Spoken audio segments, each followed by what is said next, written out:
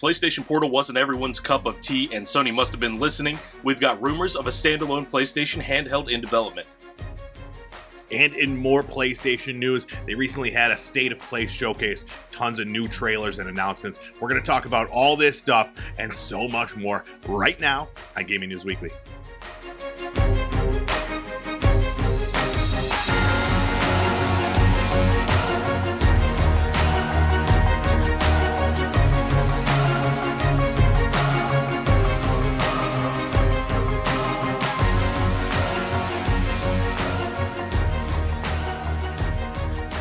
What's up, everybody? It's time for another episode of Gaming News Weekly, the best weekly video game news show out there. Every single Monday, we're bringing you everything happening in the video game industry. You can check us out on Fruit Lab, YouTube, podcast services everywhere. My name is E-Rock the Red, joined every single week by the fullest clip there is. Full clip.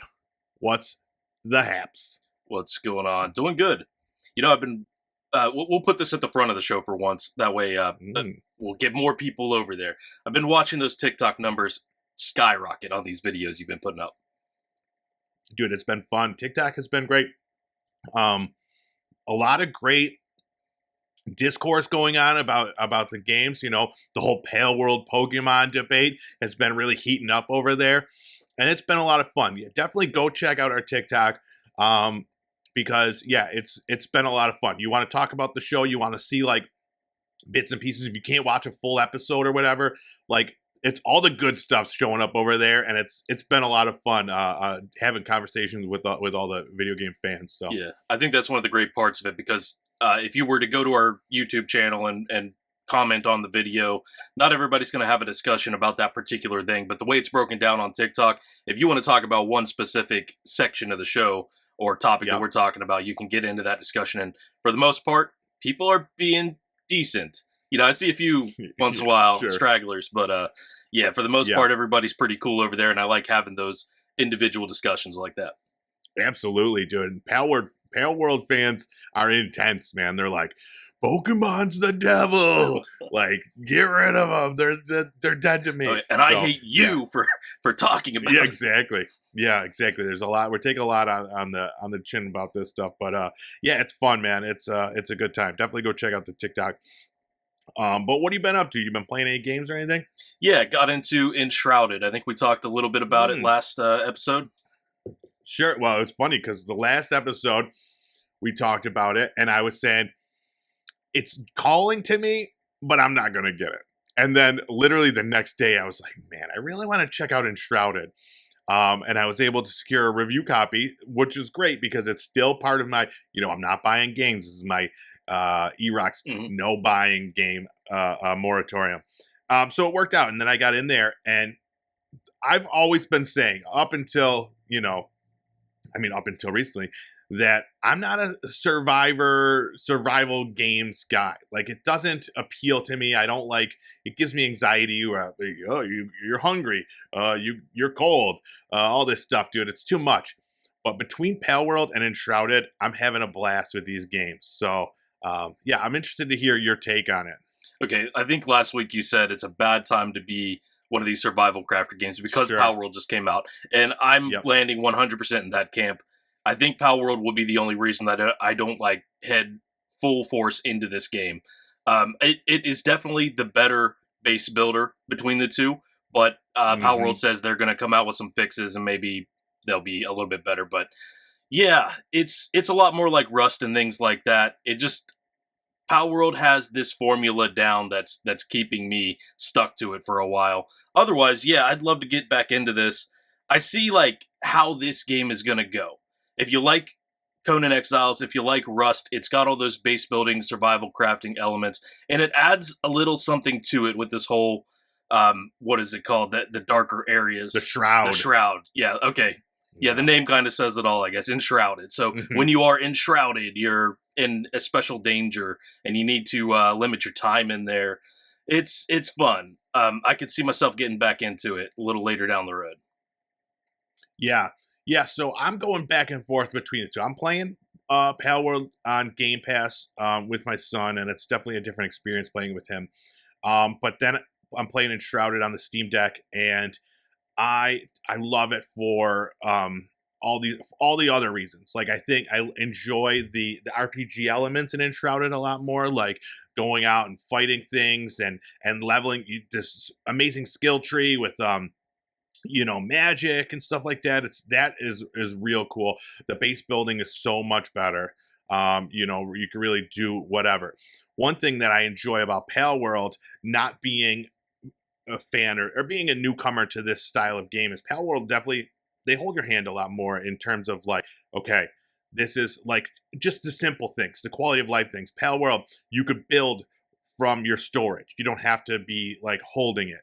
They're so enshrouded, like, okay, I put stuff in the storage so I could take it out and have it in my hand so that I could increase my flame or build this. So it's like that sort of stuff. It's kind of annoying. So I'll spend like 5 minutes just kind of moving things around between my backpack and the thing just so that I can build something. So it's like that in Pale World I take for granted. Like, dude, and like you got your pals just moving it for you. You don't have to do anything. So that's cool as far as like the base part of that I enjoy. But yeah, I definitely see each has their their pros and their cons for sure. Enshrouded I feel is a deeper game overall. But to what extent? What do you want to do? Pale World, the addition of these pals to this survival game it's huge. It's never been done really. Yeah.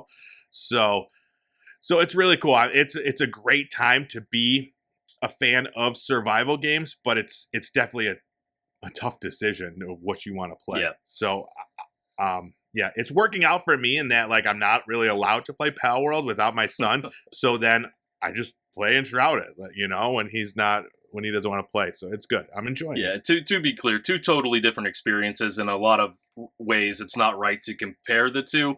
But at the same time, if you're into like base building games and survival crafters, there is some overlap there. I just personally prefer Pal World at the moment. That might change over time. Yeah, both of them are in early access, so they're both going to be changing the actual game. So we'll see who can polish it up more and make it, because both of them have like a little bit of jank to each of them. So it'll be nice to see where they come out of this. But yeah, it's great, dude. They were like 1 and 2 on Steam for a little bit. It was really cool. It was when we talked about it last week, I was like, dude, no one's gonna be playing Enshrouded because the people that are into this sort of thing are playing Pal World. But there's a lot more of those people than I thought. Yeah, I saw it was like a 9 out of 10 on Steam last I looked. Yeah, it's doing great. Is that pretty much it? You've just been playing between Pal World and Enshrouded, just doing that? That's really it. I tried to download a mobile title for One Punch Man. It might have been called like One Punch Man World or something. Can't get it to load. It did like an 80 gig update or something, and then just can't get past that screen. On an 80 gigabyte update on your phone? Yeah, I didn't know if it was going to fit. Android? Yeah. Is it an Android phone? Of course it is. iPhone they would smooth that whole process right out for you. I'm trying to think of the other one I want to talk about. I played the demo of Tales of Kenzara Zao, the Metroidvania platformer game that we talked about, because it's all the demos are starting to show up on Steam because the Steam Next Fest starts this week.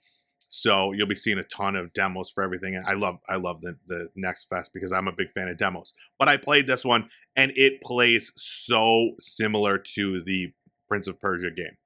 So like having just played that and now playing this, it's very it's good. They're both very good.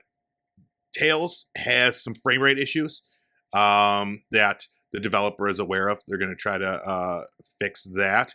But otherwise, it's cool, man. The powers, the fighting, everything is real good. The platforming, I'm absolutely going to pick that up when it comes out, as long as they do fix up the frame rate issues. There was a little bit of stuttering and stuff like that. But yeah, dude, I was really excited to see that demo, and it is it's everything that I expected. So I'm happy. But yeah, I'm sure when we're recording next week, I'm going to have like played another like 8 more demos that I'm interested in. So that'll be fun. All right, we got a lot to talk about. Should we move things along? Yeah, let's get into it. All right, let's talk about our new releases from last week.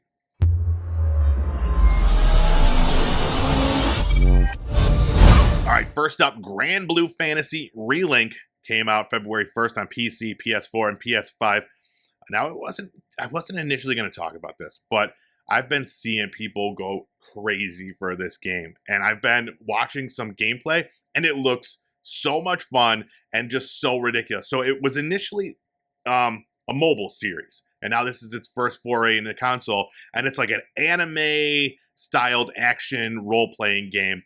You can play solo or co-op with up to 4 players, and it is just like these huge like battles and stuff like that. You got to do these team-based attacks with your other teammates.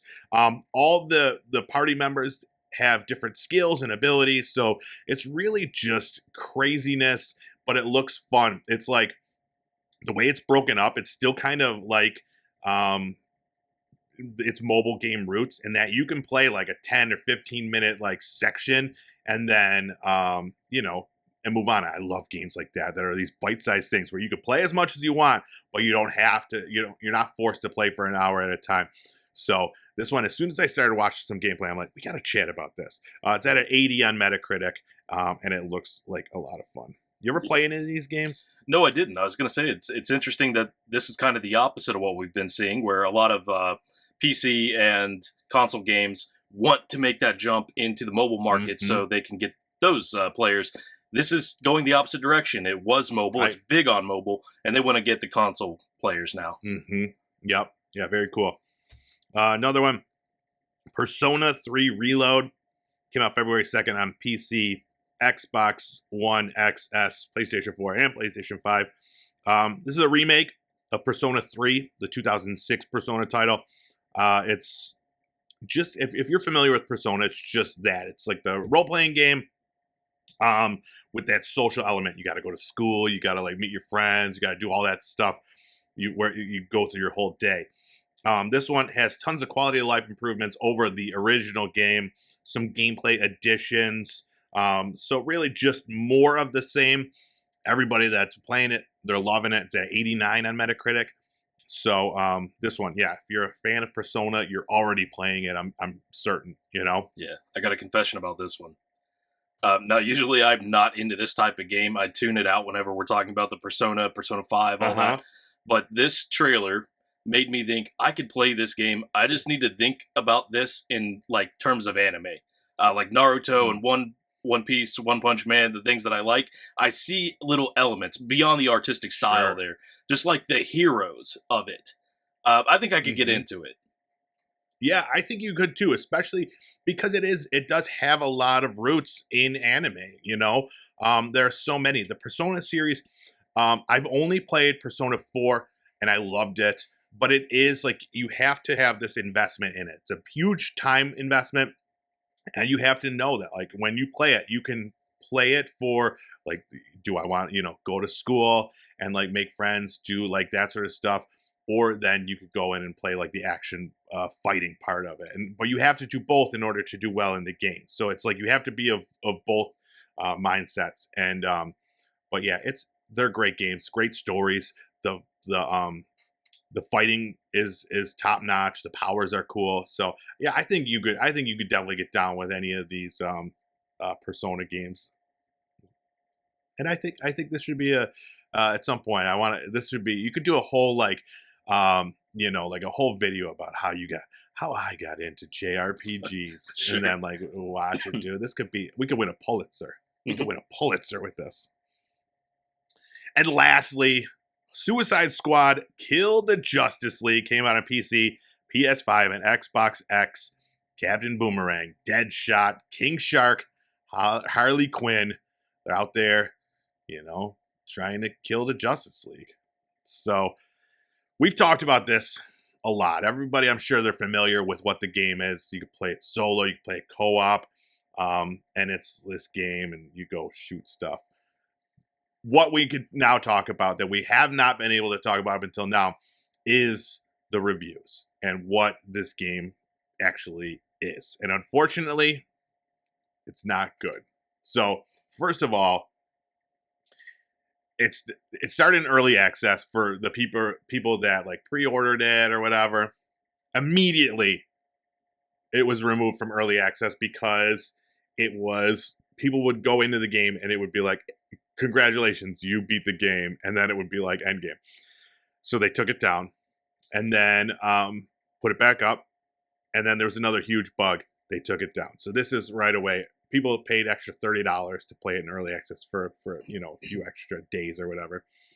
So this was not a good start. They ended up giving those people like $20 in store credit. They could buy like outfits or whatever. So that was the start of this whole thing. And then the review embargo lifted, and it has not gotten any better. So basically, the gist of the review that they're saying, good story. The story is quality. Unfortunately, it's very short. The gameplay, the overall thing. The gameplay, fun gameplay at first. And then it gets incredibly repetitive because it's just over and over. It's like, okay, go to this spot, kill these things, and get this thing. Okay, now go to the next spot, kill more of those things, and get this thing. And now go to the next spot, kill more of those things. But now maybe there's one little tiny difference, but not enough difference where it's just over and over again. And then on top of that, the fact that it's a live service game where there's that grind that goes with these live service games. And then already the gameplay is repetitive. And now you're tacking on that live service grind, and it's like, what is this? What are we doing? And it just completely removes the fun. All the reviews I'm seeing are like, it's a decent game. Get it on sale. Don't pay $70 for it. So, yeah. I've heard there's also an issue where it's always online. So even if you're playing solo, you have to be connected to the servers. So people are just trying to play the damn game, and they can't because every once in a while they'll have an internet lag spike or something and just get kicked. Yeah. And that we can't even criticize them because I think 90% of games now, I mean, we can criticize them and we should criticize them for that. But it's no different from any other games. It's stupid that you get these single player games, you have to be online for them. It doesn't make any sense. But that's unfortunately like where games are going, and I don't get it. But yeah, so I already decided I wasn't gonna buy it beforehand because, but definitely now that I read the reviews, I'm glad that I waited and I did not pick it up. I really want to be a part of the story because it does look fun. It looks enjoyable, looks funny. So I'll snag it when it goes on sale, or it'll come to Game Pass or something. I'm in no hurry. The one thing I was wondering, when people were getting the automatic completion, was that including like the trophies and achievements? I don't think so. I think it was just like the gameplay clips or something like that. I don't really know. But yeah, unfortunate.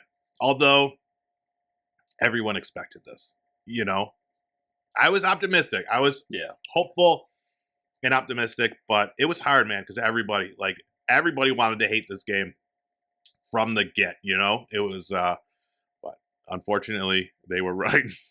Yeah, I think there's just a general sense of hatred towards Suicide Squad since the Jared Leto thing. Yeah, that's true. Although the Suicide Squad movie was amazing. I highly recommend everybody to watch it. All right, and that's it for our new releases from this past week. Let's get into our news of the week.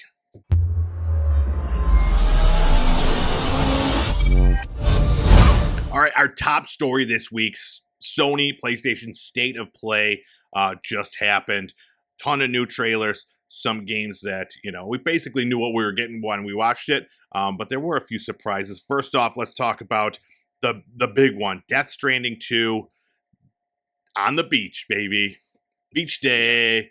Weird. It's a weird title for a very weird game. Did you watch this whole 45-minute trailer of Death Stranding 2? I watched the 9-minute recap of it. Okay. I think that was probably that was it. I was being facetious with my 40-minute. It felt like a long time. It's still a really long trailer. It was. but it was probably the greatest video game trailer I've ever seen in my entire life. It was the strangest thing. It made me say, as I'm watching it, I'm gonna go play Death Stranding right now. Like, it was one of those feelings where I'm like, I need to be a part of this game when it comes out. And I haven't played Death Stranding 1. I haven't, and I'll get to it. But it looked insane, dude. The puppet, the baby spitting out a spaceship, the man playing a guitar, weapon, everything. The beach, everything looked insane, like a crazy fever dream, but also just cool. Yeah. You know? And I've not played that much of Death Stranding, the first one. Sorry about that. Only played like the first few hours of it and didn't make it back in to play more. But it looks like, more of the same, but it looks better graphically. Like, you can tell if you did a side-by-side of Norman Reedus' face, it looked really good in the first one, but now it looks even more realistic. It looks insane, yeah. It's got a 2025 release window, so yeah, we'll see. But yeah, it looked awesome. I'm very excited for it. And then a surprise thing, Hideo Kojima announced that he's back to making a new like stealth action espionage game. And they like zoom out and it's like this Fizzint is on this sign. And after that, reading up on it, it is like a what does it say? Isn't is the working title for it. Kojima tweeted out, said it will be Kojima Productions' third new original IP. It is a completely new action espionage for the next generation. It will be created using cutting-edge technology and the best talents from around the world, both from film and video games. Of course, this is an interactive game, but the look, story, theme, cast, acting, fashion, sound, etc. are all at the next level of digital entertainment that could be called a movie. And then Kojima Productions Twitter said it'll have near life-like graphics with the full support of SIE. This new action espionage game will use cutting-edge technology and a stellar cast to deliver an experience like no other, blurring the boundaries between film and games, offering near lifelike graphics and a new take on interactive entertainment. So, yeah. I don't know. When he says, like, it's a next generation game, like, does that mean, like, are we talking, this is a PlayStation 6 title? You know? I figured it meant more figuratively on the game. I figured that, too, but it looks like, I mean, if we're talking just building it now, I mean, 2028, 2029 is not too far off, you know? Right. So. It may very well extend into that. I wonder, when he's talking about next generation, I sort of see the use of AI, like, we're talking ethical AI here, so we don't need people getting up in arms over it. Exactly. I see the ethical use of AI in games as sort of the future, like a never-ending game where new dialogue can be spawned from the AI. Absolutely. And I like that idea of it. I don't like, there is a fine line as what is good as far as, are you taking away work from an actor that could be saying this dialogue? But when it could be never ending, when you could be having this dialogue conversation to an NPC character in a game, like that's pretty cool, man. So as long as they're paying their performers well and okay, they're okay with this. Yeah, we'll see. Yeah. Go ahead. I'm really interested in a new espionage game from Kojima because Metal Gear Solid 5 was probably one of the last great stealth games that I played. Every game since then, even if it's supposed to work stealthily, just doesn't do it right. I don't know why it's so hard for the developers to get that down, but even games like Cyberpunk, with all the fixes, still, it's like other newer AAA titles that I played as well. When you're trying to do something stealthily, it's like you attack one person and everybody's onto you. Right. Yeah. Even like Rockstar Games, Red Dead Redemption 2 has issues like that. Mm-hmm. Yeah, you got to play Gollum. Bet that one's pretty sweet. All right, some more trailers. We got a trailer for Rise of the Ronin. There was a bunch of stuff that looks pretty cool. That one looks great. Like fighting mechanics as far as like the sword play and stuff like that. You got a grappling hook, like this cool hang glider-y thing. But yeah, the combat looks bloody. It looks like a great like martial arts combat. That's going to be out March 22nd. Until Dawn Remaster is coming to PS5 and PC later this year. I don't know who asked for that. But even when they said, like, when it was announced, I was like, okay. And then they showed the trailer and I'm like, it doesn't look any better. I mean, I don't know how you make these recorded, like, rendered scenes look. How do you remaster them? I don't know. They're already made. But that'll be coming out later in 2024. We got a long trailer for a game that I was very, very excited for, Stellar Blade.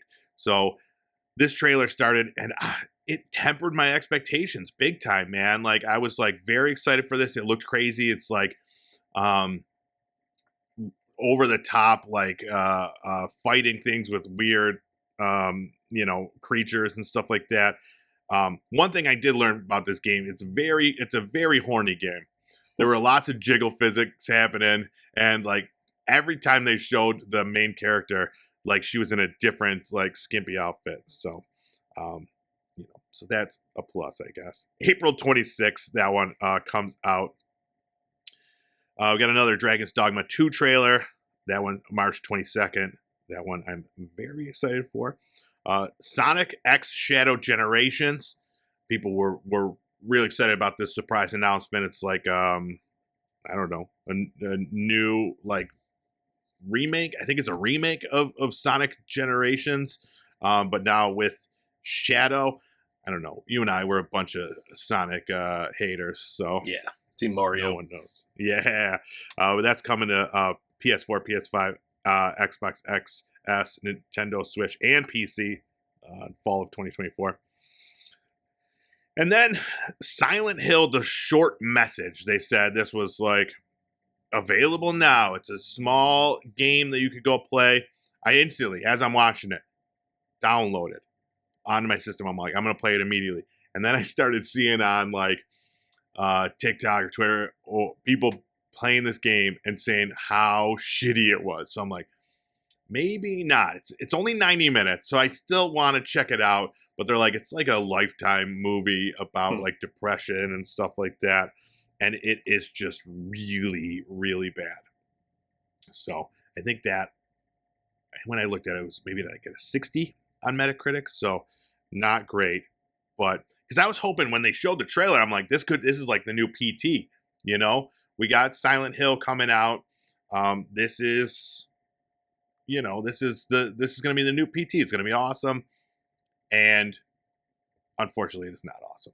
Yeah, it definitely does not sound like what people want out of a Silent Hill game. Depression simulator. Yeah. So they did show a trailer for Silent Hill 2, which looks more in line with traditional Silent Hill. So that looks great. We got a new trailer for Judas. This is one that's, very high up on my most wanted list. This is from Ken Levine, the creator of BioShock. Looks crazy. Another one looks just like madness. Oh, yeah. So it's from the creator of BioShock. I think he definitely took a little more inspiration off of Atomic Heart, which obviously took some inspiration from BioShock. So it looks like, this is a repetitive process here, and it's going to get wild. Yeah, it looks great. There was no sign of a date or anything like that. Everything that I've seen, I'm more likely we're looking 2025 for that. But that is definitely very high on my most wanted list. It looks very colorful and just weird. So that one looks cool. I got a trailer for V Rising coming to PlayStation 5 sometime in 2024. That's the PC game that's been out for a few years.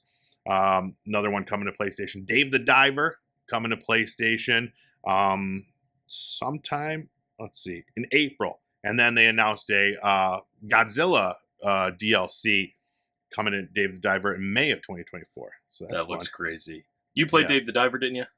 I did. Yes. How do you think Godzilla will be worked into? I have no idea, dude. The game surprises me more than any game I've played, with the ability to like just shoehorn in the most random shit.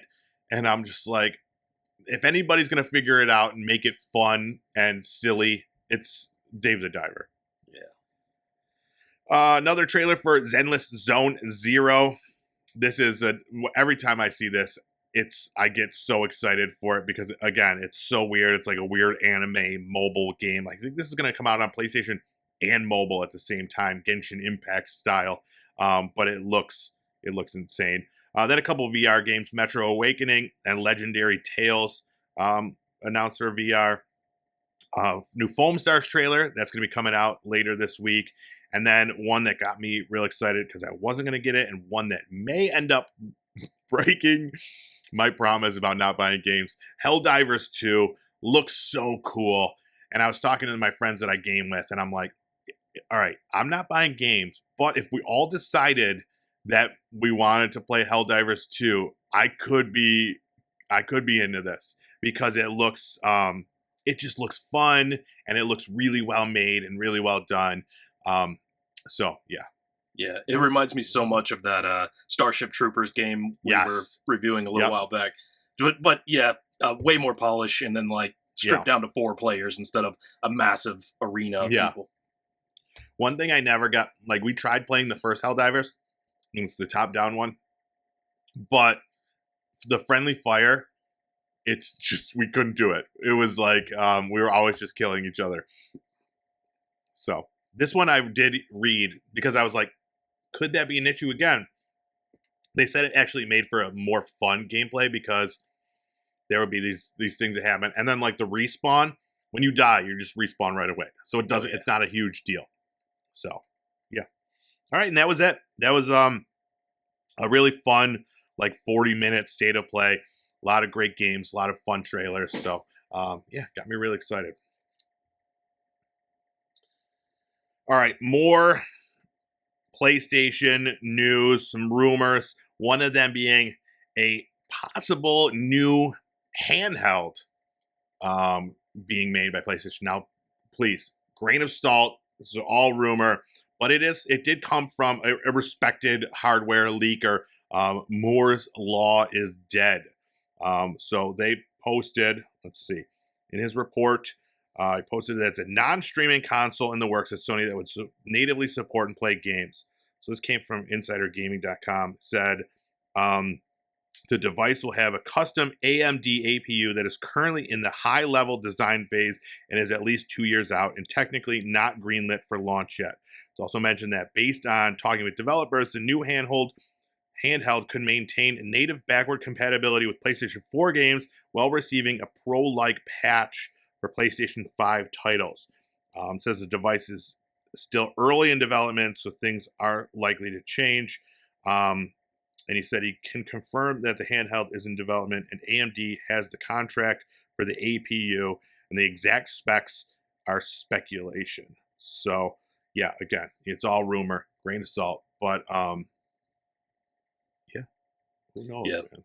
if true, we won't see that for another 2 to 3 years. It sounds like, if the APU is still 2 years out.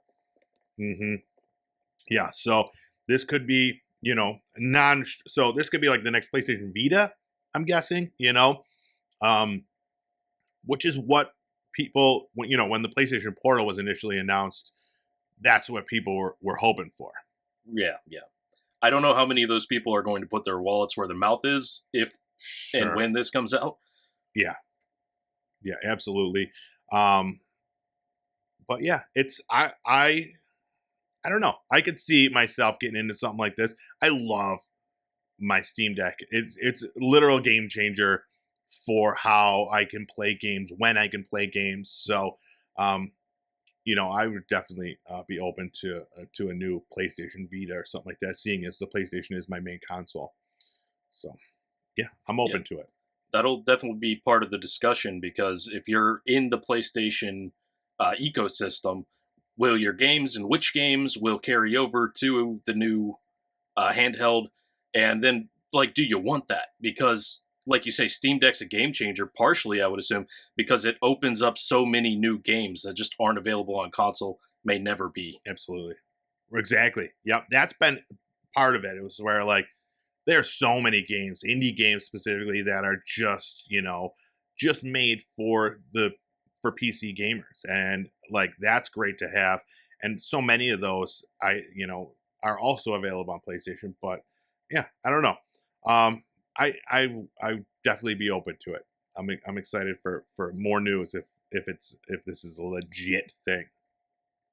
And then the last thing out of PlayStation, we got the announcement for February's PlayStation Plus games. We knew Foam Stars is coming day one on February 8th, I believe. And then we're also getting Roller Dome. That's the skating, shooting game. And then Steel Rising. It is a French Revolution role-playing game with robots. So yeah, that's those are the games for February. I'll be in there foam starring, dude. I'll be squirting foam everywhere. Yeah. Shooting, doing whatever. I want to try out Roller Drome for a while, but for some reason I thought that we had reported this game got shut down. Must have been something else like that. Something else, yeah. Because I have Roller Dome on Steam, and it's fun. I think you would like it because I've seen your Tony Hawk abilities, putting together those grinds and stuff like that. For me, it was like I'm enjoying it, and like I could definitely use a lot more practice. But it's that left brain right brain thing where I'm like, okay, I gotta skate. I'm paying attention to that, but also I gotta shoot this guy over here. So now, how do I like put those two together? So maybe a bit like Rocket League or something like that. Yeah, exactly. Which is why I never got amazing at Rocket League. But yeah, I could definitely see you enjoying it. It goes on sale quite a bit on Steam, so you check it out because I know that you're a fan of like the Tony Hawk style game. All right, let's leave the PlayStation realm and talk about a very important official announcement. The PDP Riffmaster has officially been announced and shown off. This is the guitar we were talking about maybe about a month or so ago. And it looks awesome. Just the fact that they're making guitar peripherals for video games again has got me real fired up. So now this one, it's going to work. It's going to be compatible on the Xbox One, Xbox Series S and X, or you could buy the PlayStation version, which will work on the PlayStation 4 and the PlayStation 5. And right now, they're only compatible with two games, Rock Band 4, and then in the hopefully very near future, the Fortnite Festival guitar, band version of the Fortnite game. And that hasn't gotten the go-ahead yet. They're still waiting on the ability to play on the guitar peripherals. So right now, you can buy this game and play it on the Rock Band 4. But it's it's pretty sweet. It's got an ambidextrous design, 3.5 millimeter audio jack, battery life 36 hours on a single charge, and then it has like you could bend the neck of it, like bends back, so it could be you could travel, store it real nice, and it looks beautiful. It's a really beautiful looking guitar controller that I don't know how much it is, but I'm gonna look into getting one if it's less than what's a good price for this? Less than $100? Yeah, I would say I would pay up to $79.99 for it because I think that's like how much are controllers now? I think they're like right about that, right? Like $60-$70 for a controller. So I have two working Rock Band 4 controllers. So I'm not in the market for this, but I do love a nice guitar controller. So I'm gonna beat Elden Ring with it. Oh yeah, it's a good idea. The 3.5 audio jack. Do you have any idea what that would be for? I couldn't find anything on like the actual use. Maybe it's just a headset thing. That's what I'm wondering. I don't know. Yeah, who has wired headphones anymore? But that's probably all it is.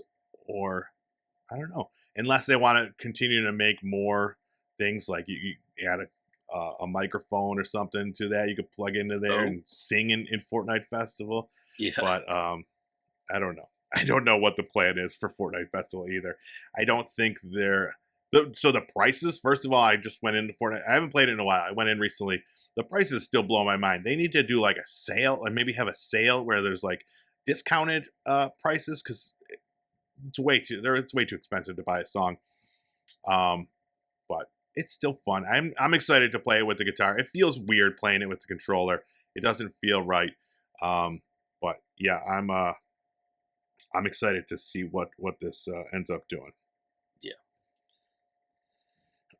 What do you think? Do you want to talk about the Call of Duty thing?